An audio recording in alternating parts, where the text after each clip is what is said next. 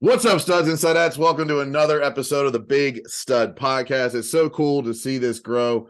You actually hit our first 1,000 download day recently, which is pretty cool. To see 1,000 downloads in a day is I don't know. It's not something I ever thought I wouldn't see. But to put in context, 3 years ago when we started this, it took 4.5 months to get my first 1,000 downloads total accumulated. Now we did 1,000 in a day. I don't know. It's just pretty neat to see the progress, the momentum. That's what happens when you do something, 340 times. You tend to get better at it. And if you get better at it, people tend to continue to come be a part of what you're doing. So thank you to you guys for sharing it and putting it out there. And obviously, Tiff and I have put out some more vulnerable podcasts recently. If you haven't checked those out, if you're married, we put out some pretty vulnerable kind of marriage style podcasts. Check those out. But today's guest is somebody I've known for a couple of years. We worked together. He was a client of mine for several months, or I think 6 or 8 months last year. We've been trying to get this podcast recorded for like 6 months or so, but this is a very busy individual. But today's story is going to be a lot about how, even as an incredibly successful individual contributor, at some point you have to decide to become a leader. You have to decide to start hiring, outsourcing, delegating, because if you don't, you're just going, you will stagnate your growth. And there are absolutely levels to every industry, every environment, and owning multiple entities and driving personal wealth is something that at some point you will hit a cap on what you can do as an individual person. And ultimately what I worked on with this guest today was building that team, building that leadership style, building that comfortability around understanding about growing a team. And it's worked. It's multiplied and sped up results in a really massive way. But I'm excited to see kind of where he's been over the last 6 months and how that has played out. But everybody, welcome Jeremy Mercer to the podcast today, man. Thank you for being here. Yeah, thanks for having me, man. I'm excited we can finally do this. So yeah. So brief overview, married, husband, father, musician. You were a commercial real estate broker. Now you're a commercial real estate, basically fund manager, private equity kind of, like for the novice out there, like basically you raise funds and you buy and manage commercial properties. And that's kind of the basis, but give people a little bit more detail kind of around what you're doing now. And then we'll kind of get into the growth over the last 2 years. Yeah. So, like you said, I really used to be a commercial real estate broker. I still broker certain things for certain people, but it's not a thing I actively prospect to do. I've transitioned into just we're like a boutique real estate private equity firm. We deal with we look for individuals that are trying to grow generational wealth through commercial real estate investments, and they partner with us to do that. And we're very focused in a specialized niche of property, which is Class B and C industrial assets. And I focus from San Antonio up to Oklahoma City off the I-35 corridor in those markets. So I'm very targeted in what I'm doing. And that just kind of lends itself back to my brokerage days. Those are the kind of properties I always worked on and understand, and I know how to maneuver them quickly and reposition them. So where I kind of want to start today's conversation with, to an extent, is like, at one point you were running like 5 or 6 different things. Like you were brokering, you were leading a brokerage, you were getting Matador Capital up and running, you were like starting the private equity, you have a band that you're in, you had a studio that you managed. Like, why were you doing, say again? And a roofing company. Oh, and a roofing company, right? Like, yeah, like I wasn't going to get there yet, but like you were partnered or owned so many different entities. Like, why was that something that was so important to you? Because I think that like a lot of people struggle with like the shiny object syndrome, which I think you kind of did for a little bit. Sure. And so now that you're on the other side of that, where you've started to like digress some things away, like what made that so appealing to you? And then what was your journey through to where you are now, where like you've kind of focused and harnessed your attention a little bit differently? Well, I think everybody always kind of thinks they can shove, 10 pounds of shit in a 5-pound bag. And so, I've always been like that. It's my personality style, as far as a band goes, and music, that's a part of my life. It's been a part of my life forever. And I don't play golf. So that's my golf, right? Yep. That's what I do. And so that's passion project. And, you know, I'm always going to do that. And it's great, you know, and I really enjoy it.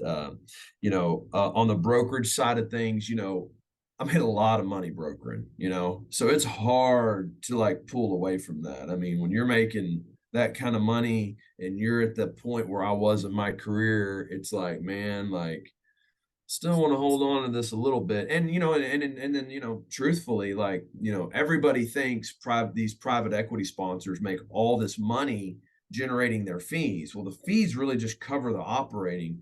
So I need like my brokerage money to invest in these buildings, you know. So I kind of these things kind of fed each other.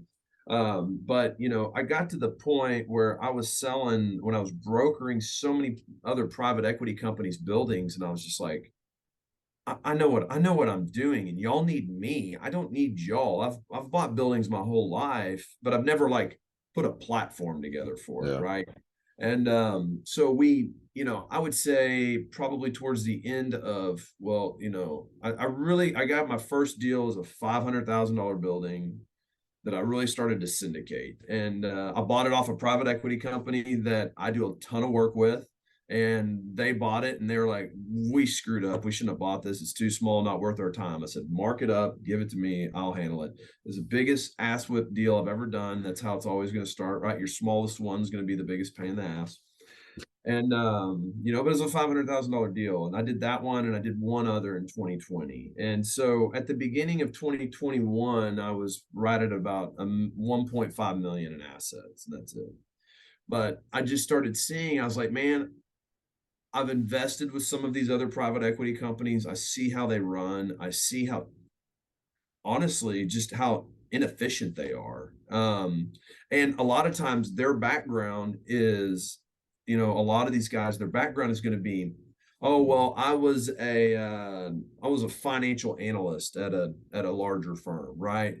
Well, my background is living on the street. You know, I was a street broker in Dallas, going in and out of every door, all the industrial buildings, knowing my market better than anybody. So really that's where the value is knowing how to seize on the opportunity. So I was like, I'm going to start doing this. So the beginning of 2021, you know, I'm still alone, and I've always been like a lone wolf broker. I've had partners in it and stuff, but at the end of the day, I you know, I'm a terrible partner in that aspect, because I just, when it gets into brokering, I get very alpha, like, get out of my way, don't touch it, I can do it, you'll screw it up, you know. And that's just a bad quality of mine, is that, but that's just how I It's operate. common though. I mean, that's not an uncommon approach mentally. Yeah.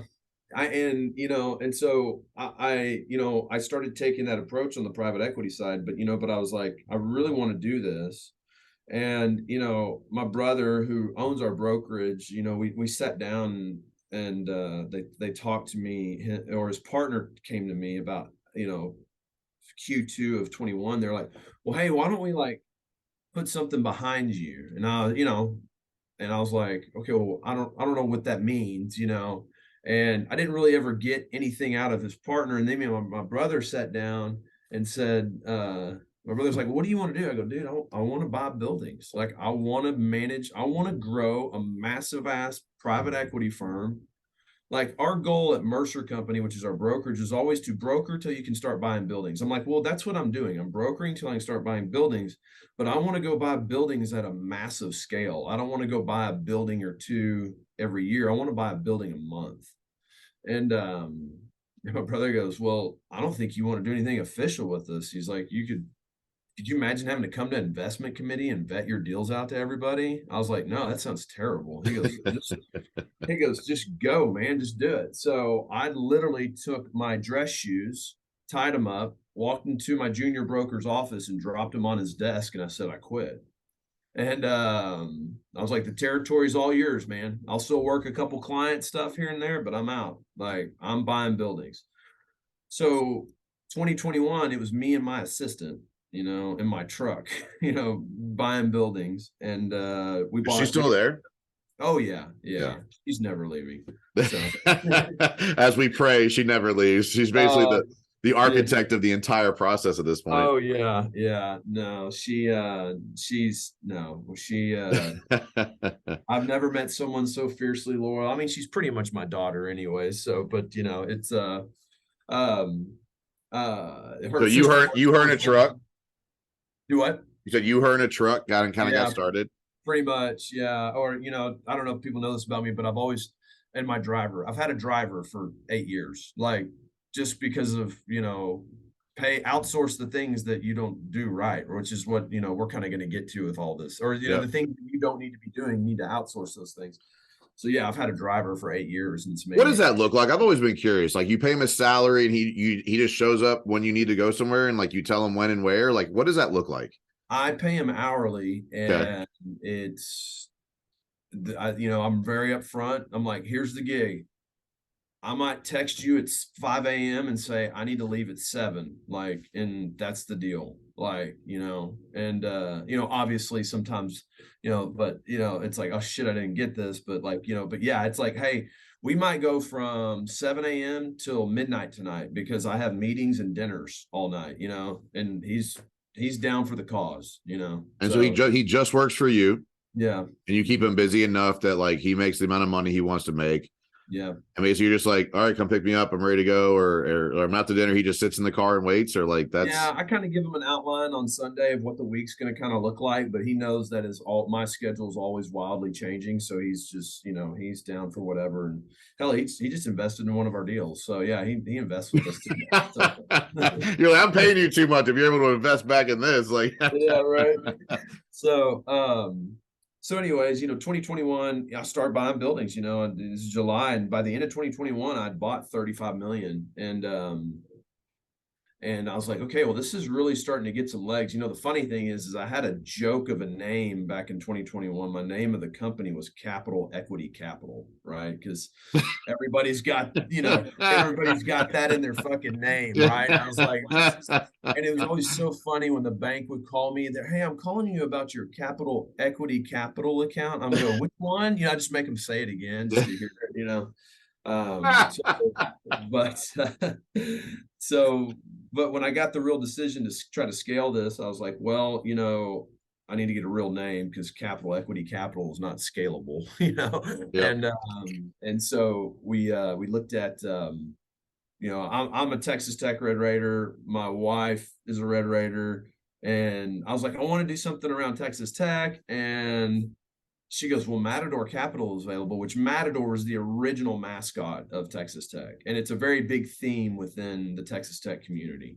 And I was just blown away that it was available. Like, yeah. I was shocked. And so we nailed that shit down immediately and got it. And then we started to build a real company behind it. And then, towards the end of 2021, I just, I needed to figure out how to do some things. And that's kind of what we're, 2021 is when you and I kind of started bumping into each other. And then, right at the beginning of 22, we made the decision to work together. And I think that really helped with the evolution of, you're like sitting here telling me like you began this podcast with, dude, you do this many things. And you're like, how are you doing this without people? You're not going to make it anywhere without people. And I was like, shit, he's probably right.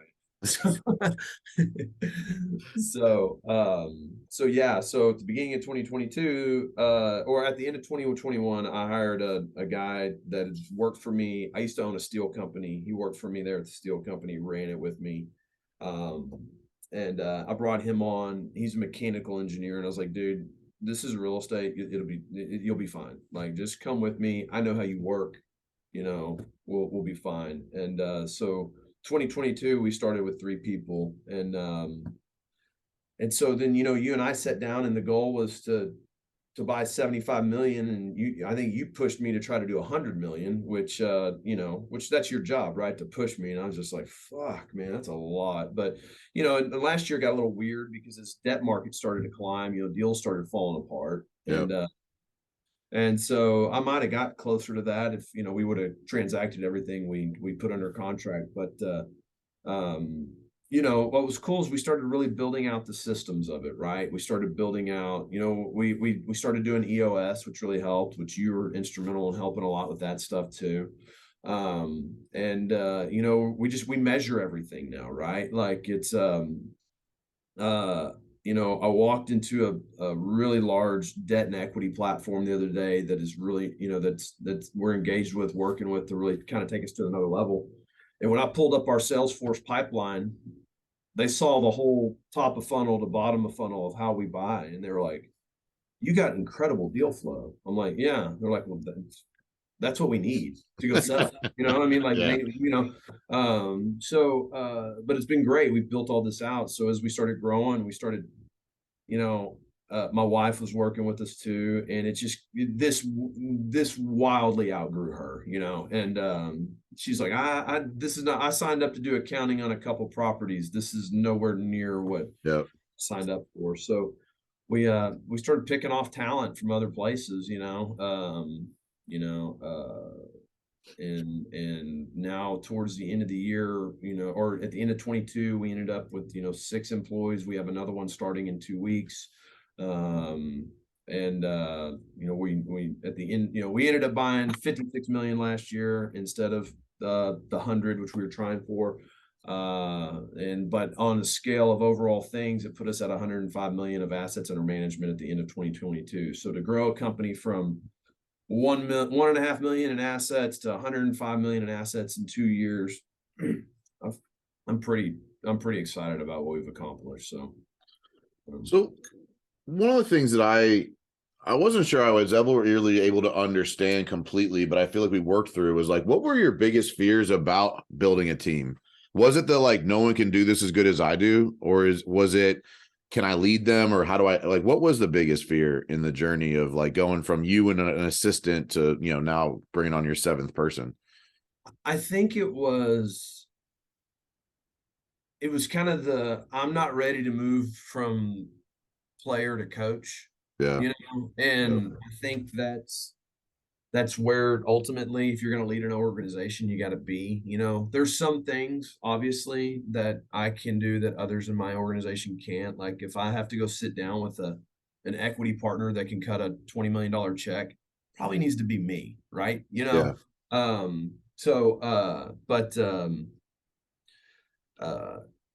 I just knew there's no way, it's impossible, right? I've seen these other companies, it's just impossible. Now I'm still, I guess, convince myself I can do it with less people, right? Yeah. But I'm not afraid of it anymore, right? I think a big fear of having a bunch of employees was when I did have my steel company. We had about 40 employees at one point, and I mean, it was that business was and I got some issues with the partner on that deal, and the fear of never making payroll. I never missed a payroll, but fuck it, like, I mean, I've always said this, and I think this is what made me a great broker because I work with a lot of small businesses, but like, you will never understand operating a business until you have to make payroll. Facts. And you can talk all you want about starting a company, but when the day comes and you got to cut a $50,000 check, and guess what? It's coming again in 2 weeks. Yep. Like, you better be ready. Like, Yep. and you better not miss one. And No, I mean, knock on wood, in 10 years of being in small business, I've never missed a payroll. I haven't either, but man, I've put money in to not miss a payroll. Oh yeah, no, it's not because the money, just the cash flow was there. That's not why I didn't miss. Yeah, that's not always the way. Yeah. So that was, and my wife and I had a lot of PTSD from the steel company because there was a lot that went on there that just made it really difficult. But I learned a lot there because I got in a situation there where I was not bankable, and I had to have a private equity company come in and give me a loan. But they taught me a lot, like, honestly.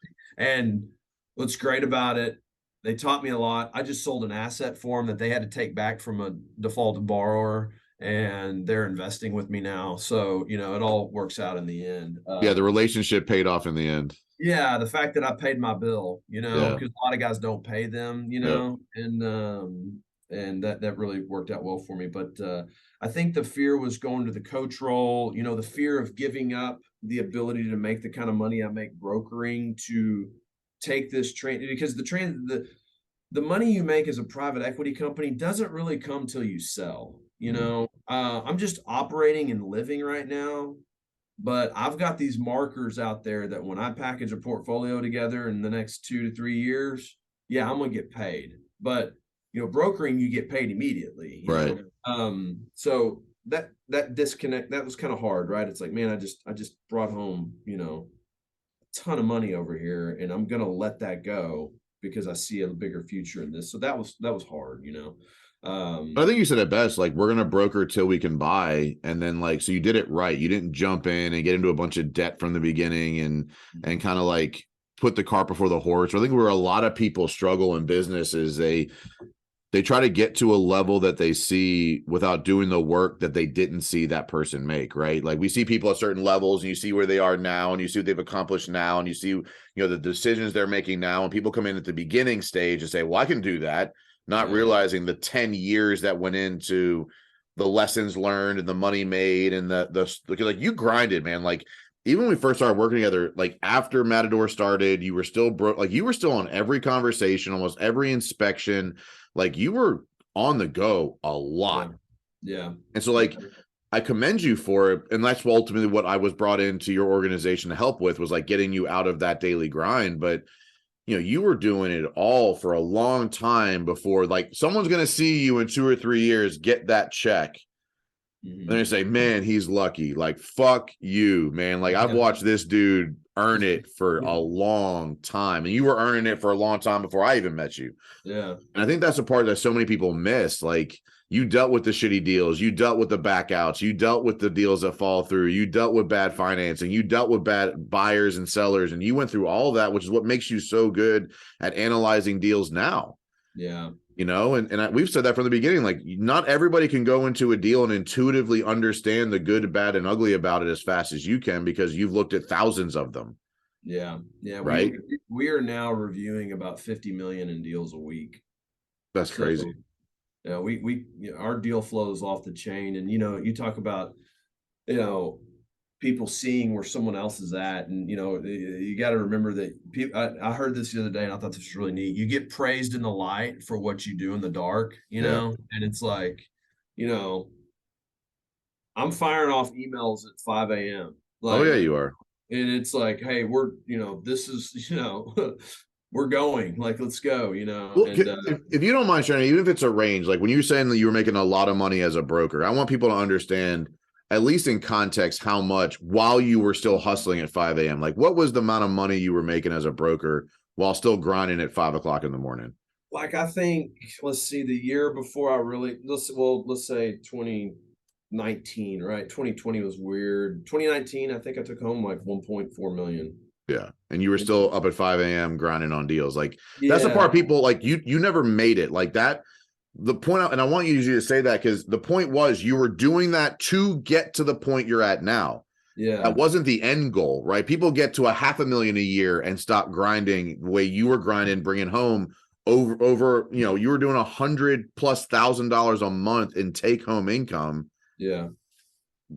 Hiring a driver to take you around so you can be on the fucking phone grinding. Like, right. Like, that's where you earned what you're going to, like, that check you get in 2028 is because of 2019 hustling with 7 figures in the bank. Yeah. Like, so few people understand what it takes to get to that level. Like, what it takes to get, like, you went from $1 million to 100 million under, like, how many conversations did it take to do that? Thousands. Yeah.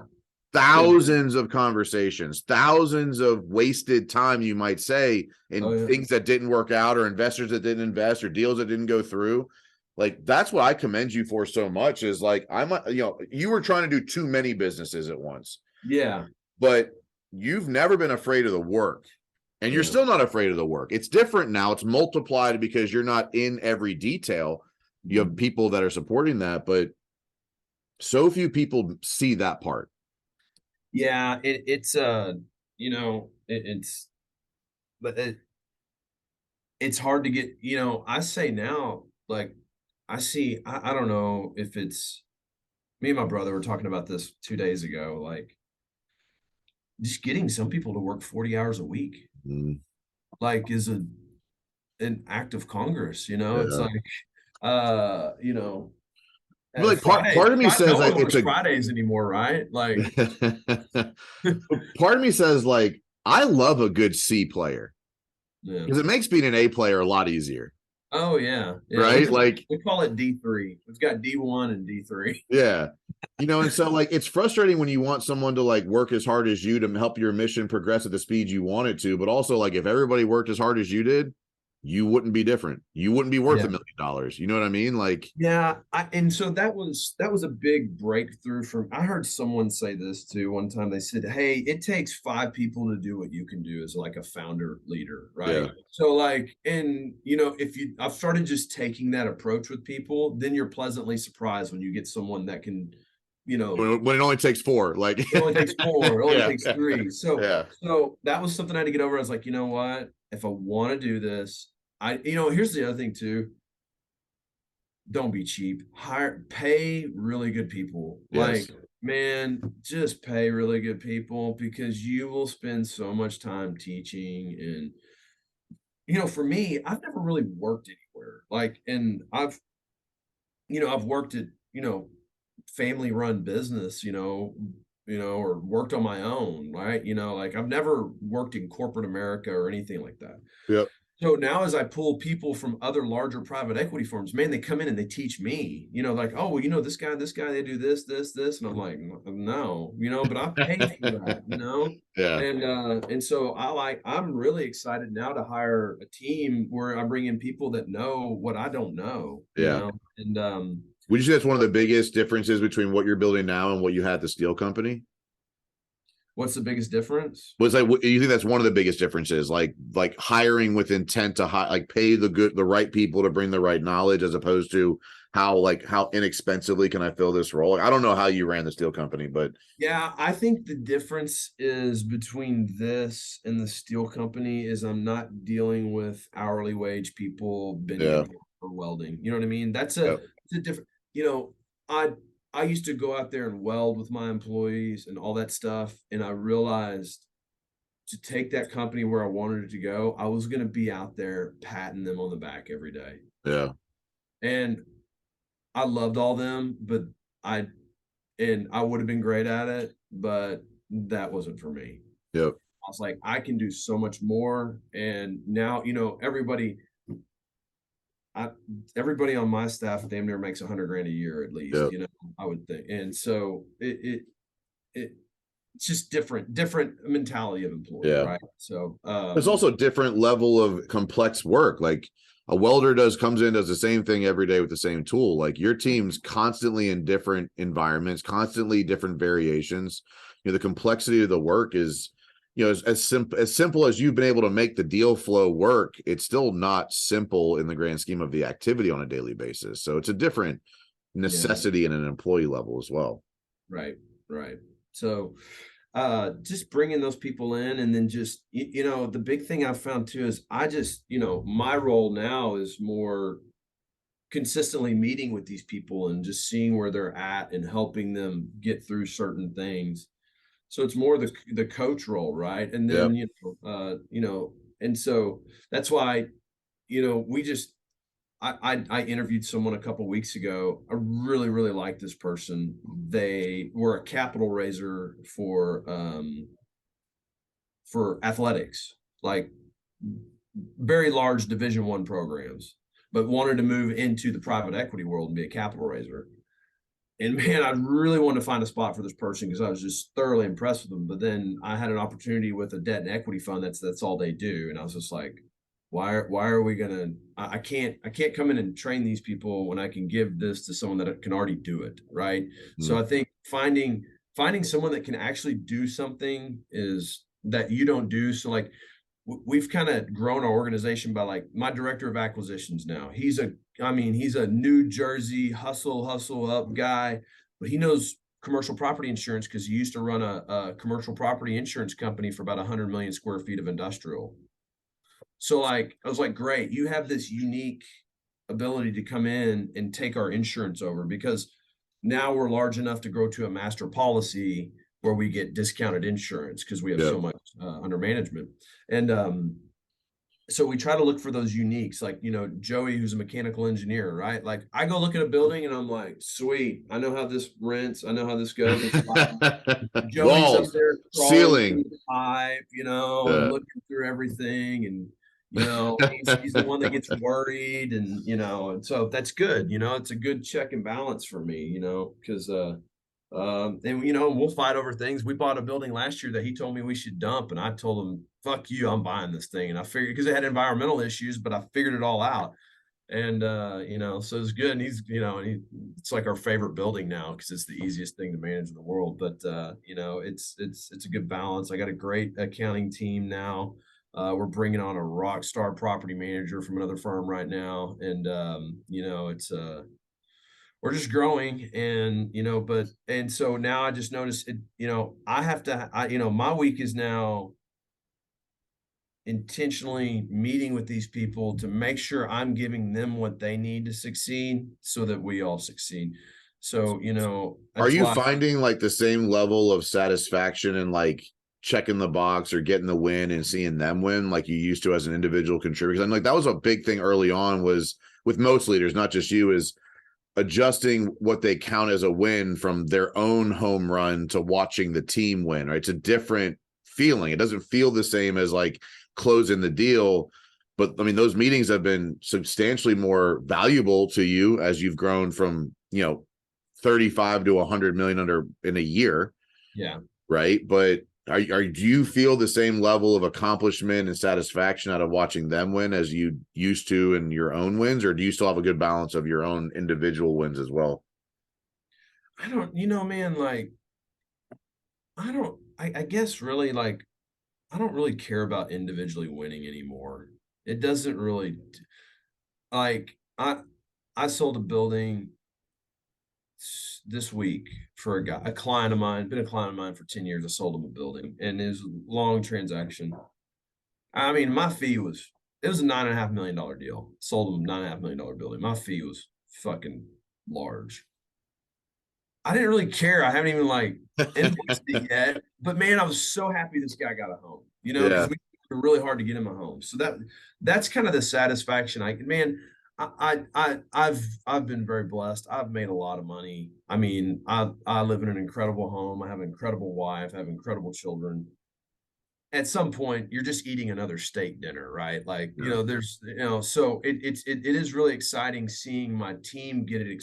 Like, it's cool watching, Isabella, she loves curating our social media and doing that and watching it and watching it grow. And that's what she loves. And Joey loves the process. Joey just built our sales force. Now he's just tinkering and Joey loves building our process of acquisition and Yeah. asset management.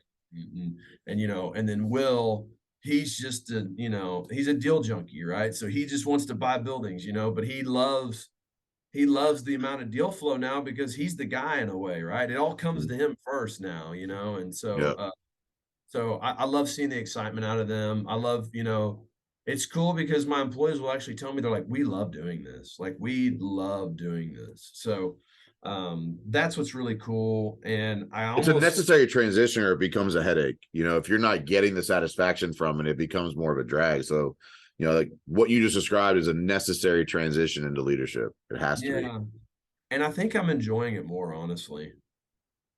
Like, I just enjoy watching the whole thing work. Like, Well, I think that kind of plays out too in some of the work you were doing. I'm not sure where it is now, but kind of like with the pro athlete side of things, right? Like in assisting people in wealth management. So, like, is there anything going on with that right now? Yeah. So,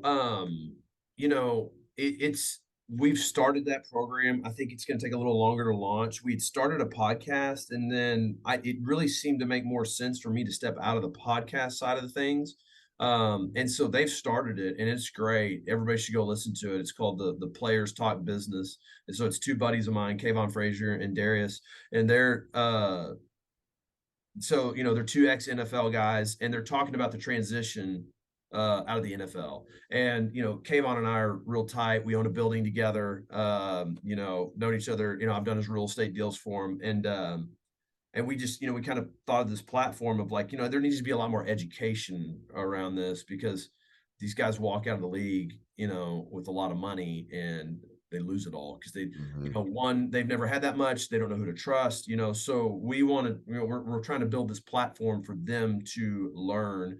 And so we're starting with the podcast first. I think it's going to lead eventually into courses and then outreach out in the community with it. So it's an interesting thing, and it's going along. And it's just going to take a little longer than I think we thought it was. Everybody, like everything does, right? Yeah. So, but their podcast is launched. Everybody should go listen to it. It's called Players Talk Business, and it's really cool. So I'll be like a rotating in guest sometimes on there and whatnot. But trying to I think we're laying the foundation for to bring the athletes into it first. Then we're going to get into the financial side of it. So, well, and look, I think it's just a testament to how you've evolved from that lone wolf into like really enjoying seeing other people succeed. Like there's no reason for you to be involved in that other than you just really love watching people win. Yeah, like it's like the amount of effort you put in, it's like you're not like, it's not like about the money, like you said, it's significantly just about the like, this is a market sector, ex NFL or ex professional athletes struggling to make the transition back into the real world and understanding what to do with their wealth. You're doing it because you just love seeing people win, and like that's just, it's how you've evolved. I think it's another marker to show how much you've changed and what motivates you. Yeah, no, yeah, it is. It's fun watching it. We're very interesting. We're starting to get a lot of, we'll see it at the college level too, right? Like, I can see a lot of things starting to change, like within Texas Tech athletics, our football team, like all of us ex-football players are getting back together more, and I can see like the outreach now for players walking out of there, because that's a big transition in your life, where you this is all you've known and it's over, like that. And you didn't think about anything else because you're so hyper focused on that sport. So you know uh, it'll work down its way down to the college level, the NFL level. Hopefully will work its way out into the community too, and try to kind of teach more financial literacy. So that's ultimately the goal for it. We started it off as like, we're like, was this a for-profit company? And then we just switched it to a 501c3, because like me and Kayvon were like, neither one of us care about making money off of this. We just want to like kind of get a message out. So that's where it went. So. No, it's really cool to see, man. So what's next? Like, what are you most excited about right now? I mean, obviously a lot of things in the works, a lot of, adjusting in the wealth management side, a lot of, different comfortability with investors and property owners and wealth management in general right now, especially more recently with the SVB stuff. Like, what's next? What are you excited about? Where are you going? Where are you taking this next? I don't know if there's really another thing. I think it's just more of it, right? It's we're just on a different grind now, right? The grind is, okay, we're gonna do this for 5 years every day, and just be consistent, So I mean, it's ultimately, I think, my vision is we get to 5 million feet in assets, we sell 1 million feet a year, we buy 1 million feet a year. I've kind of mapped out my employee opco side to do that, and that is about the level I want to manage a company at. I don't want to really get any bigger than that. But then we just sell, and then sell things, buy things, and just keep it going. And then eventually get to the point where my team can just execute it, and I just show up and be like, "Yeah, that makes sense," Yep. I'll start seeing these deals all over again. I mean, it's so funny. I'm buying a building right now that I sold for a client 10 years ago, and I'm buying it now. It's just, you start seeing these things again, and, so that's kind of my goal, is to just eventually walk in and be like, okay, what do we have under contract? This, and this. Okay, cool. I like all those, It's so, I think it's so rare. And I'm not sure you appreciate it. I'm not sure you can, like, it's rare to see somebody who's done the volume of an activity like you've done with commercial real estate and still be this passionate about it. Yeah. Like you love it. Like you absolutely love it. And that's why it works, because like you're just as excited about it as you were the first $500,000 deal you had. Mm-hmm. Right. Or even the first deal you had help somebody else buy. Like even just saying it, like you're lighting up right now, just even thinking about like, you just love this shit. Yeah, I'm a deal junkie. There's no doubt. So, but it's so cool to see like how confident you were in that, even leaving your brothers, even leaving the Mercer brokerage, right? You're like, I want to go buy buildings, and like you have gone and done that at a very successful rate, and are still incredibly excited about it. Mhm. Like, that's really cool, man. Like, that's just, it's rare to see somebody that sure about what they want to do, for one, and then like for it to be true still 2, 3, 4 years later. Like, that's pretty cool. Yeah, it's funny. It's just kind of all I do. I don't really do much. I'm not into much. I like playing music. I like hanging out with my family. And I like doing real estate. That's about it. Our acquisitions guy, Wills, he goes, yeah, well, this broker was asking me like, what does Jeremy do? He goes, like outside of work, he goes, real estate. He goes, but like, what about on the weekend? He goes, real estate. So I'm a junkie at it, man. I enjoy it. I enjoy putting a deal together. I'll tell you what I enjoy is like what's cool now is I make monthly distributions. And like a lot of investors of mine are, also friends of mine.